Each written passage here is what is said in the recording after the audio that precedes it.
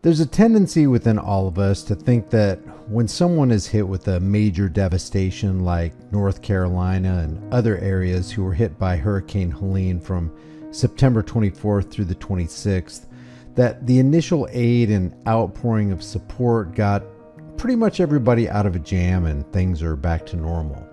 It kind of becomes an out of sight, out of mind situation. Meanwhile, long after residents in this North Carolina town had their lives literally washed away with Helene's floodwaters, there are still scores of people without power, without fresh water, and they're looking at the prospect of a cold winter with no end to their troubles in sight. These are the people of Batcave, Chimney Rock, and Lake Lure, North Carolina, and they still need our help. This is the story of two of them, Anthony and Morgan. Okay, here we are in Chimney Rock, and obviously there's some major devastation. The reason we're doing this video is because, we all tend to get mentally lazy and we start thinking, hey, the devastation was 2 weeks ago, they must be okay. But we're out here talking to some locals. Now, you live here, right? Yes, we do. We live right down the road. And what is your name? Morgan. Morgan? Yes. So tell me about how the last 2 or 3 weeks has been with the people coming in, trying to do the rescue and everything. Kind of take us from there and let us know what's going on right now, and then we'll get to the needs later. Yeah. So the first week, obviously we had a bunch of rescue teams out here, and everybody was doing their best to clear all these houses to make sure everybody was out safely. We were making sure to medevac everybody out who needed to be out first. How many people had to be medevac, do you know? I want to say, I don't know, maybe something like that. Maybe about 300 people were medevaced out. Right. Mostly elderly people and people who need medications and stuff like that as well.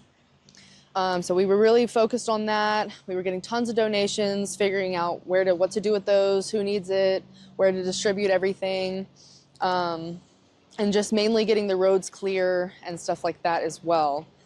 So that was pretty much the first week. The second week was more so clearing roads, mucking out houses, stuff like that, making sure everybody was still set up, everything they needed. And then now, how many people are still living? Is this technically called Batcave? That's the Batcave post office. Yes. But Chimney Rock is like another 3 miles up the street. Okay. Yes. So how many people in Chimney Rock and Batcave are still living here after the destruction? I want to say about 100 to maybe 150 people are still here. Yes. Okay. Yes. Now, where are they getting all their supplies? A lot of people are getting from the Batcave Fire Department.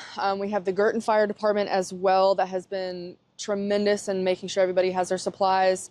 And you work with the fire department, right? Yeah, we both do. Yeah, oh, you both do? Okay, okay. Yeah. And you happen to live here? Yes. Well, but you don't? We're getting married. Okay, Yeah, well, congratulations. I did not know that. Thank okay. you. Thank you. Awesome. Any date? Is there a date yet?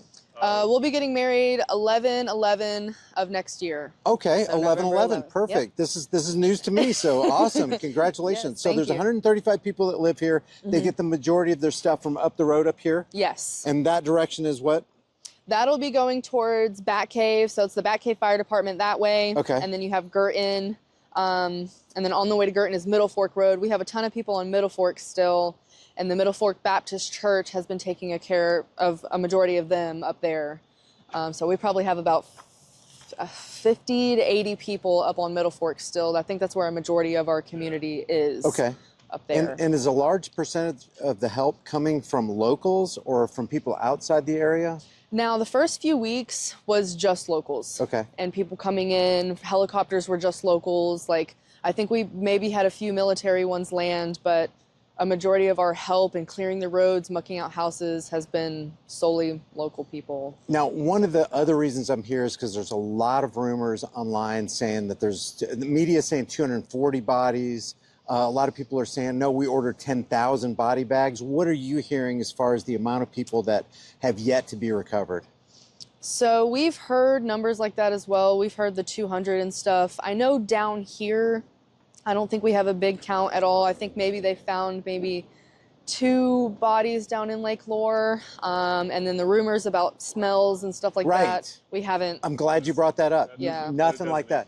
Not in Batcave, not in Chimney Rock. We haven't recovered one body that I know of in Batcave yet. Okay. Yeah. Okay. So it's been a lot of just getting to the houses and getting clearing. the people that are alive out, because that's all there is. See, it's really important that we dispel these rumors, because, you know, I call it the fake news, the fake stream news network, you know, corporate media. You can't trust them, but then, you know, you can't automatically trust internet either, because, you know, there's a lot of people that are trying to just get clicks. Exactly. So, okay, so where can people give, and do you guys still need supplies? And if so, what kind of supplies do you need? Because I know winter's coming. Anything to keep us warm during the winter. I know people are bringing in a lot of the buddy heaters and stuff, and if we are using those, we need to make sure that we have filters for them and stuff, because people are using them inside their houses. Okay. And they'll be hooking them to big propane tanks. Right. We kind of need tubes for the buddy heaters to hook up the big propane tanks.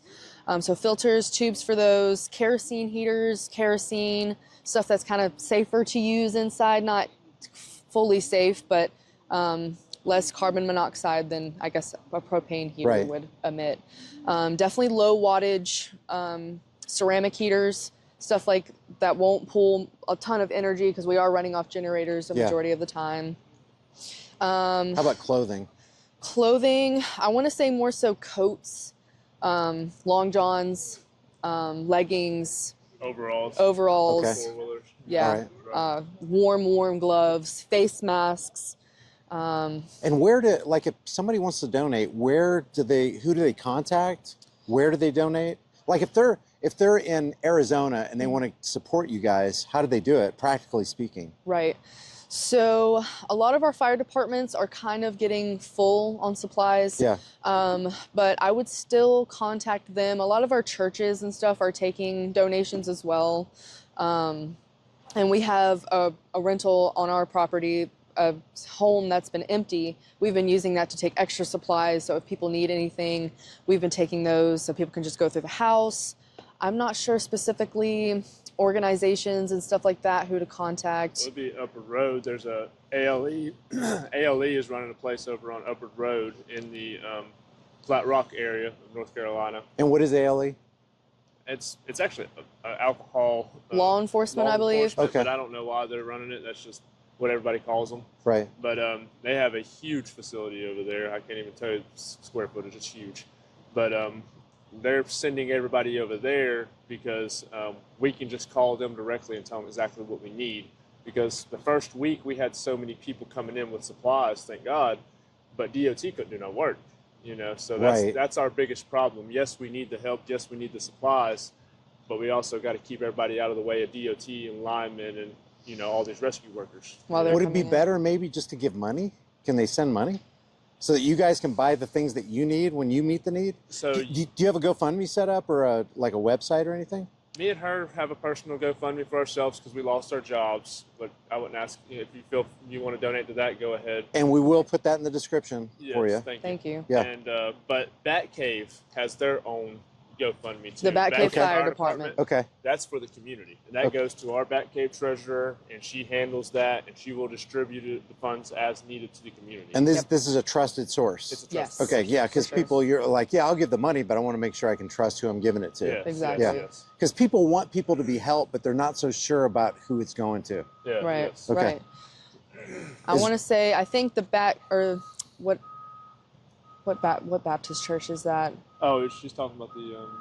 Is that the That's Batcave? Batcave Baptist Church. Batcave Baptist Church. They Batcave do. Baptist Church is doing very good things, taking in funds and donations. They've already got donations, and so I mean, as soon as they hit $1,000, they're handing out $100 to the trusted community of people that really need it, that lost their jobs. And we're talking about some of the 135 that are here living here. Yes. Now, something I forgot to ask about the 135. What percentage of them are like toddlers below 5 years old? Are there a lot of children here? No. No, I think a lot of the people who did have children got out. Okay. Because are they mostly older people, middle-aged, or is it a pretty good mix? I want to say middle-aged, and a lot of older people are out here. Because I know a few of them we couldn't really get out the first few weeks because they are hard of walking. Right. So we couldn't get them out. But you guys, go ahead. But a lot of them wanted to stay, so which is understandable. Yeah, of course. This is their home, right? Yeah, exactly. How long have you guys lived here? I've been up in Girton probably about 10 years now, and then I moved down to Batcave maybe about 5 years ago. Okay. I've been here 26 years. Okay. Entire life. Now, I've also heard reports that a lot of you guys didn't even get a warning because the power was out, the internet was out. Is that true? Is that true of you guys? Yeah. So the first day, when they saw us coming out of the neighborhood, the fire department was like, "Oh, wow, I didn't even know you guys were down there. We thought everybody down there was already evacuated." So we got no warning or anything like that, unfortunately. How long did you have to prepare? No time. No time Really? at all. I came back from vacation the day before all this happened. So you were here the whole time? Well, he was here. I was out of town, and then the day before I came back, and then the morning of the disaster, Right, it was already too late at that point. Like, he went to go drive out of the driveway, and then a line came falling down in front of him. So we were like, I guess at this point we're just gonna try to wait it out. Wow. But it only took maybe an hour for our entire driveway to be washed away. Really? So there was and I'm kind of glad we didn't leave, because seeing 64, there was just trees down everywhere. So I feel like we had a better chance of just staying. Can you kind of like summarize and recount your experience from the time the deluge started coming to what you had to go through? When I was here for we got about 4 days worth of rain, 3-4 days worth of rain. And the first 3 days, I could tell it was getting really bad. You know, it was just like trees were already starting to fall, soil was getting soft. I mean, stuff that I've never seen in the whole 26 years of living here was starting to happen. Water was rising faster than I've ever seen. So I was calling her, telling her, like, you need to either come home or stay there. The roads were getting very unsafe. And the night she came home, a tree fell down in front of her and her mom and almost killed them that night. While you were driving? While we were driving. Wow. Yeah. And then it was probably about 4 o'clock in the morning. We have a little kind of retaining wall. It jumped that retaining wall, and it was over into our field, and it was starting to take a couple of our vegetation out. Nothing big, no trees yet. And then about 6 to 7 o'clock in the morning, the first tree went, and I'm like, oh, it's getting serious. We need to try to leave. And that's when I pulled the car out, and the power line, not the pole, but the lines came down on the car. Yeah. So I was like, this is not an option anymore. So I put the car back in the driveway and told her to pack a bag. And in the time, 15 minutes to pack a bag, it jumped our second retaining wall and came up into our actual yard. And it was only maybe 20 feet from our door. And then from the time, we had 2 dogs and 3 lizards. By the time we got a bag of clothes together for us, the 2 dogs with their life jackets on and some leashes, and the lizards in a container, the water was already 2 feet from our door. So we just went straight up the mountain. And What ended up happening to your house? our house is fine. Luckily, the water stopped right there. At our front porch steps. Wow. Yeah. But our garage took a bit of damage. We rent. It's our we rent from David Ross Company. So his garage took some damage. We bucked it out and stuff. But luckily we survived. You know, we went up in the mountain and we just sat on a porch. We got our neighbors out because they work night shifts, so we thought they were sleeping.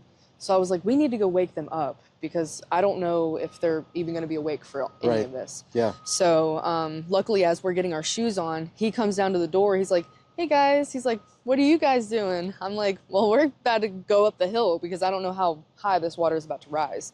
So we told them, go ahead and pack a bag, get your cats, get everything you desperately need, and we're going up the hill because I don't think it's safe enough to stay down here. So we ended up taking shelter on the porch of an Airbnb above us. And we just watched everything kind of go. Just float down the river, yeah. Yep. Yeah. Wow. If there's any message that you can have for your fellow Americans on, whether it's need or you just want to express a message, what would it be? What do you need people to hear? I would just say that we are so, so grateful that everybody in this community has seriously come together, made sure everybody is okay, make sure everybody has what they need. It's just been truly, truly heartwarming to see everyone come together. I didn't even know our community was really this tight-knit. And we joined the fire department in all of this. Our fire department has been absolutely amazing. They have taken care of us since day one. So we greatly appreciate that. We greatly appreciate everybody who's come down from states and states away to bring us donations and to make sure we're okay. We still have some people coming down bringing us donations, and it's just amazing. We've had cops from Alabama, Louisiana, Kentucky, Canada. We've had people from Canada come down. That's awesome. So it is just, we are so grateful that everybody is just seriously coming down. I would definitely say don't take Mother Nature for granted, because everybody said, oh, nothing's going to happen. It's, you know, 1916 was bad because we had the flood of 1916 here. And everybody was like, oh, it can't be worse than that. And then, you know, nobody the next thought morning it was going to be this and bad. everyone in their houses was like just had to take Wow. a breather. That's didn't know so what surreal. To say. They Yeah. were like, you know, so you really can't take Mother Nature for granted. You really got to respect her and just, Yep. you know, we're on her planet, you know what I mean? Yep. Right. Well, guys, I really appreciate the interview. Thank you so much. We're going to try to get you some more help, you know. Sir. Do you guys have power yet?